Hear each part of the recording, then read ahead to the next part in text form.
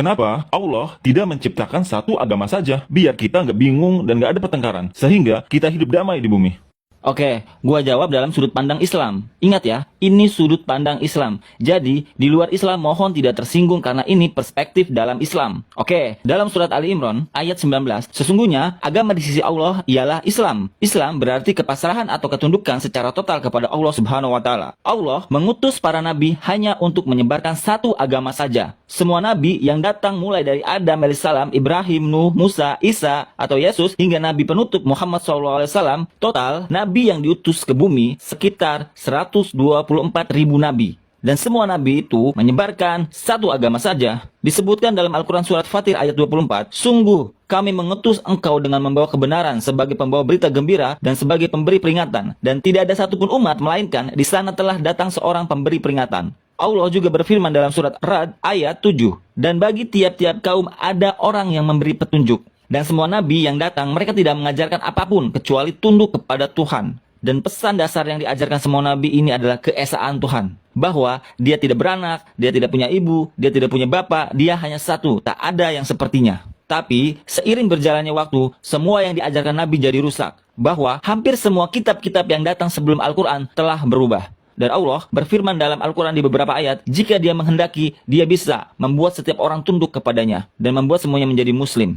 Jadi, makna sebenarnya dari Islam adalah ini semua sebuah jalan hidup untuk tunduk kepada Tuhan. Dan Muslim bukan berarti orang yang punya nama Abdullah, Sultan, Anissa, dan sebagainya. Muslim dalam bahasa Arab artinya orang yang tunduk kepada Tuhan. Jika lo tunduk kepada Tuhan berarti dalam bahasa Arab, gua menyebut lo sebagai Muslim. Jadi, siapa saja yang tunduk kepada Tuhan disebut sebagai Muslim. Jadi, semua nabi yang datang mengajarkan bahwa kita harus tunduk kepada Tuhan. Semua nabi mengajarkan monoteisme. Semua nabi mengajarkan tauhid. Tapi seiring berjalannya waktu, semua kitab-kitab ini terus berubah. Dan itulah kenapa Allah mengutus nabi terakhir dan penutup yakni Nabi Muhammad SAW. Dan wahyu terakhir dan penutup adalah Al-Quran. Namun, semua nabi yang datang sebelum Nabi Muhammad SAW, semua wahyu yang datang sebelum Al-Quran hanya diperuntukkan untuk kaum tertentu dan zaman tertentu. Ada 4 kitab yang disebutkan dalam Al-Quran: Taurat, Jabur, Injil, dan Al-Quran. Taurat, wahyu yang diberikan kepada Nabi Musa AS.